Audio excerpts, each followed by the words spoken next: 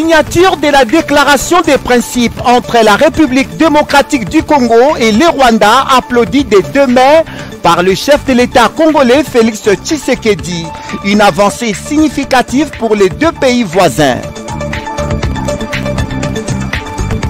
Reçu en audience par le président Félix Tshisekedi à la Cité de l'Union africaine, le vice-premier ministre, ministre des Affaires étrangères de la Belgique, a condamné sans la moindre retenue l'agression rwandaise dans la partie est de la RDC. Incendie d'une usine de fabrication des babouches au quartier Kingabwa dans la commune de Limete. Aucune perte en vie humaine enregistrée. Mesdames, mesdemoiselles, messieurs, ce sont les principaux titres à la une du journal de ce mardi 29 avril 2025 sur Canal Kin Télévision, présenté par Naomi Mbenza. Bonsoir mesdames, bonsoir messieurs et bienvenue à cette session d'information de ce mardi 29 avril 2025 sur les antennes de Canal Kin Télévision.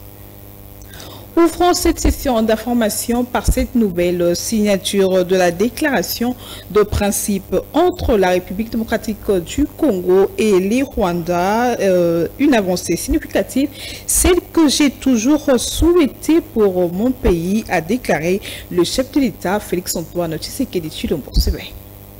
C'est une déclaration de principe, c'est vrai, c'est un pas dans la bonne direction, la direction que j'ai toujours souhaité imprimer dans mon pays. Et cet engagement, je l'ai pris devant mon peuple et je le tiendrai jusqu'au bout. Je ramènerai la paix, mais la paix véritable et définitive. Après ce que vous êtes en train de voir, il n'y aura plus de problème d'instabilité en République démocratique du Congo. Ça, c'est mon vœu et mon serment à la fois. Et je n'en dirai pas plus, vous comprendrez pourquoi. Parce que, évidemment, je respecte les initiatives prises par nos partenaires.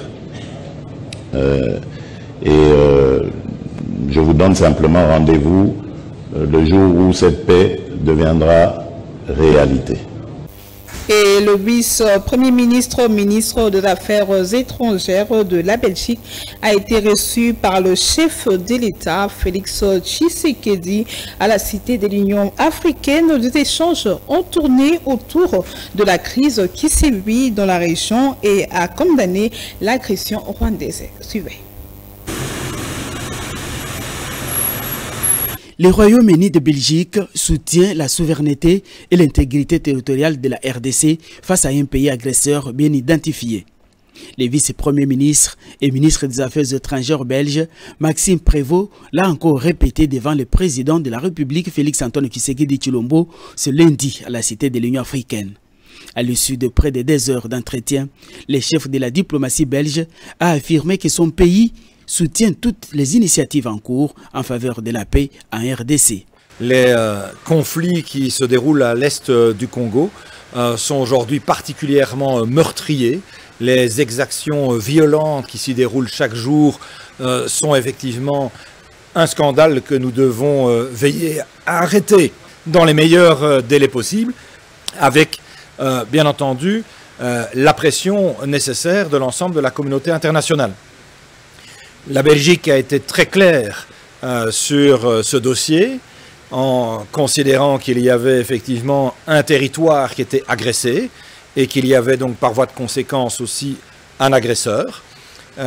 Nous sommes convaincus que ce qui fait la cohérence de la politique étrangère de la Belgique, c'est sa constance dans la défense des principes de justice, de respect du droit international, de respect des principes de la Charte des Nations Unies et donc aussi de l'inviolabilité des territoires et de respect de la souveraineté. Après avoir rencontré le président du Burundi, de l'Ouganda et celui de la RDC, le ministre Prévost s'est dit aussi optimiste quant à l'issue de la crise. Nous souhaitons donner un maximum de chance aux initiatives de médiation qui sont prises, qu'elles soient à l'initiative de la sous-région, avec, on le sait, le processus de Luanda, de Nairobi, l'Union africaine, mais aussi plus récemment les initiatives depuis Doha.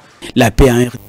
Et au sujet de l'accord attendu après la déclaration des principes de Washington, le gouvernement, à travers le ministre de la Communication et Médias, Patrick Mouyaya, porte-parole du gouvernement, estime que nous sommes optimistes, nous sommes aussi vigilants, a expliqué le ministre de la Communication et Médias. Suivez ce reportage de Mariam Bongo.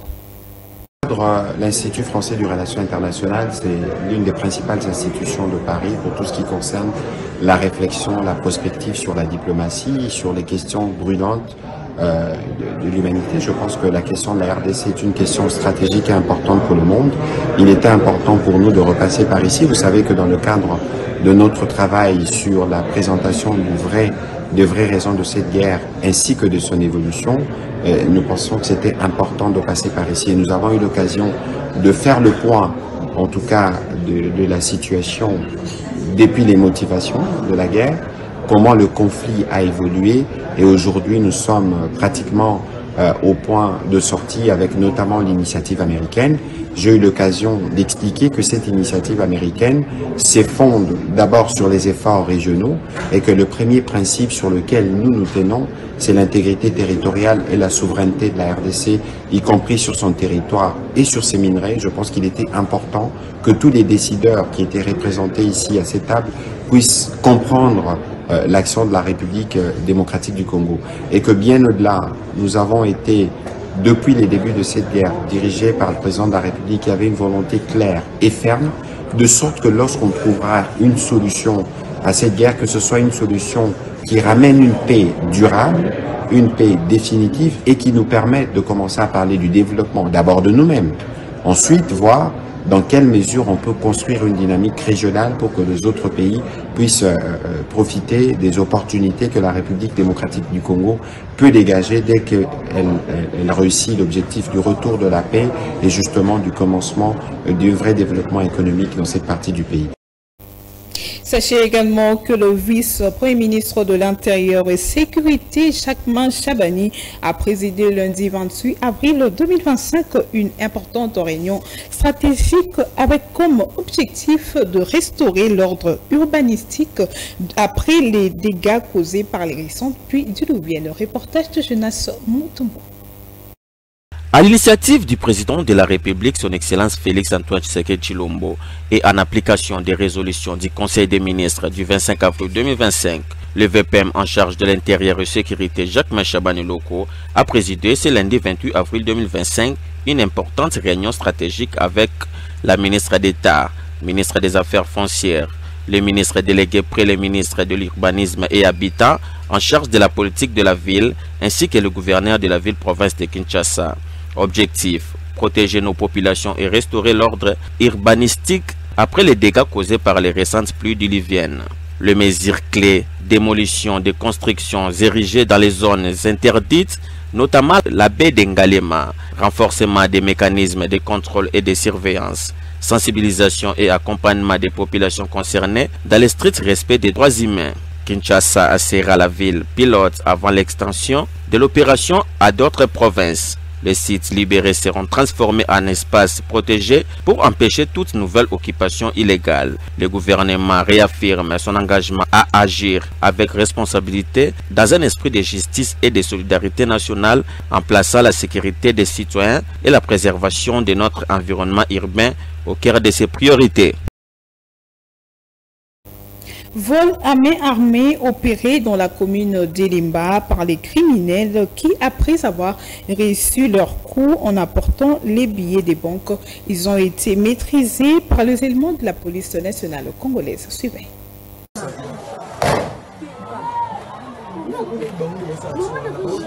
En début d'après-midi de la journée du 28 avril 2025, un braquage a eu lieu ici à Lemba en pleine journée. Des individus non masqués et avec des armes à feu sont entrés dans un shop et ont pris de l'argent qui s'y trouvait, alors beaucoup d'argent. Avec un professionnalisme très marquant et très calme, ces braqueurs sont sortis calmement et prenant les motos qui les attendaient. À l'extérieur, avant de partir, ils ont tiré quelques coups de balle en l'air et dire qu'à 10 mètres de là, il y a un sous-siat de la police. Dommage pour la police qui n'a pas pu intervenir à ce moment-là sur place. encore une fois aux abonnés absents. Fort heureusement qu'il n'y a pas eu de perte en vies humaines. La plupart des braquages se font actuellement en plein jour. Aux dernières nouvelles, ces braqueurs ont été interpellés par la police et nous demandons aussi à la police de mieux sécuriser les populations ainsi que de leurs biens. Un travail de longue haleine s'est abattu durant la soirée pour retrouver ces malfrats. Alors, là, c'est Mathieu Moto, tu as dit que tu as dit barre, Bassani, Massanga. Commandant de la question militaire, chef d'équipe, on a battu la Rossani, Bouquet, Bouquet. Quand vous n'avez pas de temps, on a nous sommes pour la date. Ok, quelqu'un a bon temps, Mastor Bouquet. On va te continuer à moto. Plaignant la mission, on va dossier sur la Diron et Candas. Il y a le victoire de la mission de Namako, Namako, Namako, un des services naïfs. Mais le dossier sur la Diron et Candas. Est-ce que les plaignants basés bien? Problème est combien de coups chargés?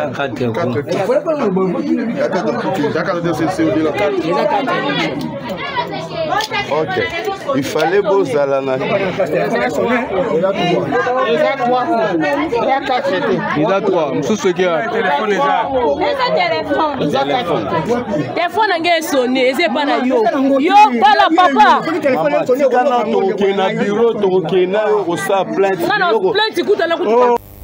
Tout à fait autre chose, l'Office congolais de contrôle a célébré ce mardi 29 avril 2025 à travers une messe d'action de grâce dite à la paroisse Sainte-Anne de la Gombe, la journée d'éveil de conscience professionnelle pour honorer la mémoire de Floribert Boanatchoui, inspecteur de conformité de l'OCC Goma, assassiné sauvagement en 2007. Suivez ce reportage. La première journée d'éveil de conscience professionnelle a été célébrée par l'Office de contrôle du Congo à travers une messe d'action de grâce organisée à la paroisse Sainte-Anne en présence du directeur général de l'OCC, Étienne Chimanga Mutombo, et du PCA, Fortuna Ndambo. Cadre et agent de cette entreprise de l'État, fidèles de l'Église catholique et les nonces apostoliques ont pris également part à cette messe. L'officiant du jour, Monseigneur auxiliaire Edouard Isongo Ntimba a axé son homélie sur le changement de mentalité, le vivre ensemble, le travail pour la paix et la lutte contre la corruption pour honorer la mémoire de Floribert Boanatchoui, inspecteur de conformité de l'OCC Goma, assassiné le 8 juin 2007 à Goma pour avoir refusé de déclarer impropre à la consommation les produits périmés et non conformes. Grâce à cet acte patriotique indélébile, l'OCC a inscrit le nom de l'inspecteur honoraire Floribert Boanatchoui dans les panthéons de martyrs de l'intégrité et héros. L'autre activité a été consacrée à la séance académique et au témoignage recueilli à Béatrice Hôtel en présence du représentant du conseiller du chef de l'État dans la cellule d'innovation et des changements de mentalité, le professeur Marcel Mbouyangandu, qui a exhorté les agents et cadres de l'OCC à respecter scrupuleusement les principes d'éthique sur la protection de la population et les changements de mentalité. Pour le compte du directeur général de l'OCC, a salué la bravoure et le professionnalisme de Floribert Boanatchoui. La journée d'éveil de conscience a été initiée par l'OCC en 2024 pour honorer la mémoire de Floribert Boanatchoui, considéré comme modèle dans la lutte contre les antivaleurs. Floribert Boanatchoui était engagé dans le mouvement de jeunes catholiques et à cet effet, le pape François avait approuvé sa béatification. Feu Floribert Boanatchoui sera béatifié le 25 juin 2025 dans la ville de Goma, dans la province du Nord Kivu, lieu où il a été assassiné alors qu'il exerçait pleinement ses fonctions de l'inspecteur. Et relativement à cet événement dont la portée symbolique pique la curiosité de la société congolaise, le président du conseil d'administration de l'OCC, Fortuna Ndambo, a appelé sans réserve les agents et cadres de l'OCC à la conscience professionnelle et au respect strict de principes directeurs de l'entreprise pour ramener une nouvelle ère et pour relever le défi majeur auquel sont confrontés l'OCC. Suivez. De rendre gloire à Dieu en Jésus-Christ, maître des temps et des circonstances, lequel avait prévu dans son plan caché que nous puissions nous retrouver dans cette magnifique salle de l'hôtel Béatrice aujourd'hui. Floribert était un défenseur des valeurs universelles, notamment l'indépendance d'esprit, l'intégrité, l'honnêteté, la vie de prière, le dialogue, l'esprit d'écoute et d'ouverture. Agent de l'Office congolais de contrôle, OCC, établissement public à caractère technique et scientifique, Floribert était chargé de procéder à l'évaluation de la conformité des marchandises. En même temps, il jouait le rôle d'expert en matière des avaries. À ce stade, nous pouvons tous comprendre pourquoi le conseil d'administration de l'Office congolais de contrôle, par sa résolution numéro 8, contenue dans son procès verbal numéro 2 de juin 2024, a dédié en l'honneur de Floribert Boinatuy une journée de veille de conscience professionnelle qui devra être commémorée tous les 8 juillet de chaque année, date de sa mort, sur toute l'étendue de l'OCC, en vue de conjurer les démons de la corruption dans cet établissement public chargé, entre autres, de veiller à la sécurité des consommateurs congolais et de tout étranger habitant la République démocratique du Congo. Si ce beau témoignage de Floribert Boinatuy pouvait inspirer tout agent de l'office, jeune et vieux, le fait pour lui de lutter contre des injustices, l'approcher davantage de la population résidant dans la province du Nord Kivu et de la République démocratique du Congo tout entier, toutes catégories confondues, étrangers et nationaux. À toute cette population, Floribert lui a rendu service à sa manière, sans rien attendre en retour. Sa force de décliner la corruption était tout simplement surhumaine. Changement de chapitre à présent, appelle qu'elle a été réhabilitée l'avenue Kasavubu dans son tronçon compris entre les avenues du commerce Rwakadingi dans la commune de Kinshasa au nord de la capitale congolaise est déjà envahie par un marché pirate. Le long de cette grande artère, le vendeur de toutes sortes d'articles étalent leurs marchandises à même le sol jusque sur la chaussée alors que les travaux ne sont pas complètement finis. Reportage de Laetitia Loufouzo. L'avenue Kasavubu vers le marché central de Kinshasa reste encore fermée à la circulation car les travaux de réhabilitation ne sont pas complètement finis. En dépit de cette situation, un marché pirate a vu le jour. Les commerçants, par marque d'étalage, se contentent d'exposer leurs marchandises à même les sols sur une bonne partie de la chaussée. Récemment, ces derniers ont été déguerpis par l'hôtel de ville de Kinshasa pour faciliter un bon déroulement des travaux de réhabilitation déjà amorcés. Ne sachant où aller pour exercer librement leur petit commerce en vue de subvenir aux besoins réguliers de leur famille, ces vendeurs sont de nouveau revenus au même endroit. Nous avons des familles à nourrir. Les enfants à scolariser. Nous étions au-delà de la bordure de la chaussée et lorsqu'elle a été cassée, les gens n'y passent plus. Nous avons constaté un peu de mouvement sur la chaussée. C'est comme ça, nous avons décidé de nous placer au bord de la chaussée pour écouler la marchandise qui se vend rapidement ici. Les travaux de réhabilitation de l'avenue Kasavubu se poursuivent en dépit de la présence de ces marchés pirates. Les ouvriers affectés pour l'exécution des travaux et les commerçants sont en conflit permanent et jouent quelquefois au chat et à la souris. Moi, j'avais une place à l'intérieur du marché central. Lorsque ce lieu a été démoli, je me rappelle que les autorités avaient suggéré à ce que les commerçants exercent leurs activités aux alentours du marché central. Subitement, on revient pour casser nos étalages en vue de réhabiliter la chaussée. C'est comme ça qu'on se retrouve sans endroit précis pour exercer nos activités. Pourtant, nous avons des bouches à nourrir et nous ne savons à quel sein se vouer. Signalons que les travaux de réhabilitation de l'avenue Kasavubu sur son tronçon qui va de l'avenue du Commerce à l'avenue Itaga sont très avancés. Cependant, quelques travaux restent à exécuter pour qu'elle soit complètement ouverte et être mise à la disposition totale de ses usagers. Récemment produit au lycée Sacré-Cœur dans la commune de La Gombe, un arbre est tombé de tout son long juste après les rassemblements des élèves. Avant le cours, aucune perte en vies humaines, encore moins de dégâts matériels considérables enregistrés. Reportage de Jacques Bossikota. Il y a des enfants? Dieu merci. Il n'y a personne?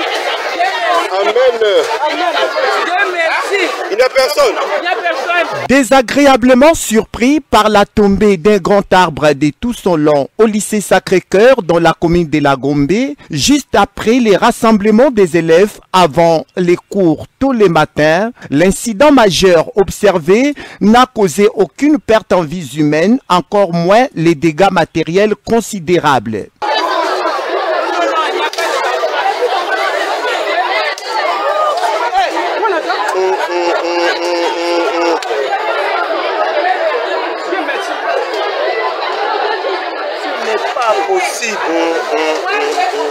Une écolière du cycle primaire légèrement blessée et hors du danger, les drames produits dont la cause majeure n'a pas été révélée a juste perturbé les bons déroulements des cours déjà entamés dans les différentes salles des classes. À l'instant même, enseignants, élèves et les vendeurs qui exercent leur petit commerce au lycée, tous en direction de cet arbre pour observer de près les faits. Ne laissant aucun indifférent, la tombée de cet arbre pousse d'aucuns à s'interroger sur l'état du sol. Pour d'autres, les arbres latéraux et ceux plantés dans l'enceinte du lycée Sacré-Cœur de La Gombe doivent faire l'objet d'une série d'études approfondies pour la sécurité environnementale en milieu scolaire. La prise en compte de cette option serait une solution adaptée pour mettre à l'abri de toute éventualité élèves, enseignants et visiteurs.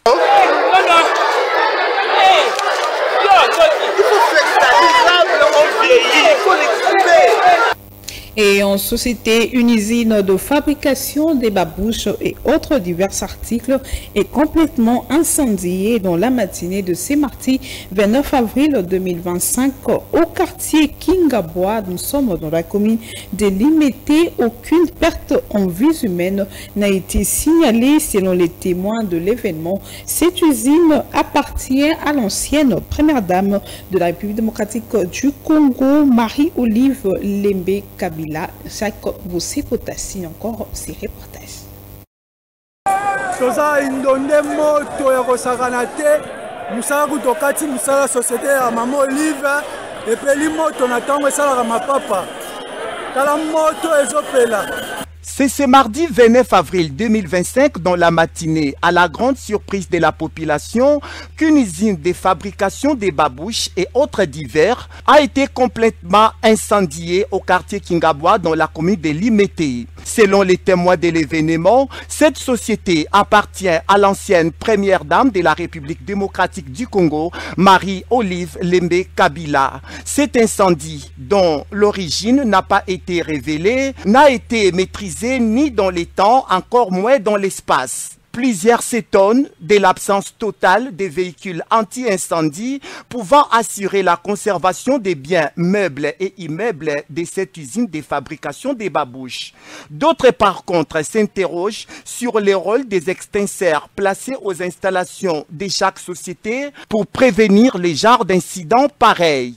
Cherchant à préserver leur vie face à ces dangers gigantesques, les travailleurs ont escaladé les murs de la société et se sont échappés du danger. Aucune perte en vies humaines n'a été signalée à cet effet. Seuls les outils nécessaires de l'usine et plusieurs biens meubles ont été complètement incendiés. Ce qui pique la curiosité de certains, un groupe de jeunes animés de mauvaise foi s'est livré sans merci aux actes de pillage, ce qui a poussé à la police d'ouvrir les feux en vue de disperser ces malfrats et préserver l'usine incendiée. Parlons sport à présent. Le président de la Fécoulita, Eric Kinzambi, va désormais gérer la commission de marketing de la Confédération africaine de lutte. Cette décision a été prise lors du congrès de la Fédération africaine de lutte qui s'est tenu lundi 28 avril 2025 à Casablanca. Nous sommes au Maroc. Mario Ambongo nous donne les détails. La salle de réunion de l'hôtel Mario à Casablanca au Maroc a servi de cadre à la Confédération africaine de lutte de tenir son congrès. Après l'adoption de rapports d'activité, les bureaux exécutifs a eu la confiance des membres de l'Assemblée générale qui ont confié un autre mandat au Marocain Fouadi Meskout pour une durée de 4 ans. Fouadi Meskout, qui succède à lui-même, a promis de travailler en harmonie avec toutes les fédérations africaines pour le développement de la lutte. Il a félicité le président de la Fédération congolaise des luttes et associés Fécoulita, Eric Kinzambi, pour les efforts qu'il abat pour le développement de la lutte en RDC. Je suis amoureux de l'Afrique, mais en particulier le Congo-Kinshasa.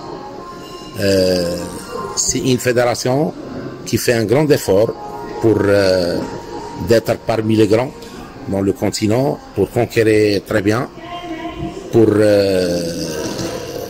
répondre au cahier de charge et au plan d'action de développement. Je suis fier de vous. J'aime bien le Congo-Kinshasa. Présent à ces assises, le président de la Fédération internationale des luttes, Ninar Lalovic, encourage les élus et délégués qui ont pris part à ces congrès de promouvoir cette discipline des luttes. Mais j'aimerais aussi féliciter tous les élus du bureau du Conseil africain de lutte. J'aimerais aussi encourager tous les délégués en rentrant dans leurs pays respectifs de promouvoir notre sport encore plus, d'organiser des championnats. Eric, eh bien, il doit gérer tout ça. Ça va pas être facile. Après le succès de cette assemblée, place à présent au championnat d'Afrique qui débute ce mardi 29 avril. La RDC prendra part à cette compétition avec 15 lutteurs dans les catégories seniors, cadets et cadettes, dans les disciplines de lutte libre, lutte gréco-romaine et lutte féminine. Ce journal est complètement fini et place au rappel des titres.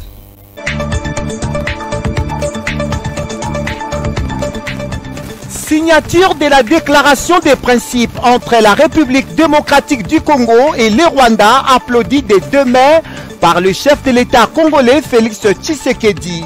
Une avancée significative pour les 2 pays voisins.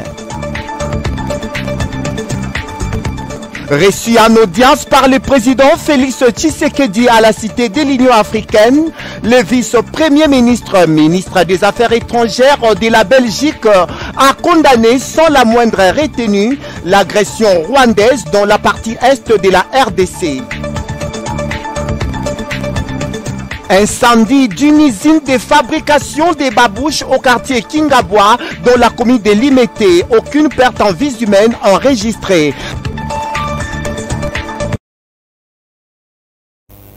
Ce journal porte la signature d'Enonsi Mianda comme chef d'édition et à la réalisation Koparbola. Et merci de nous avoir suivis. Au revoir.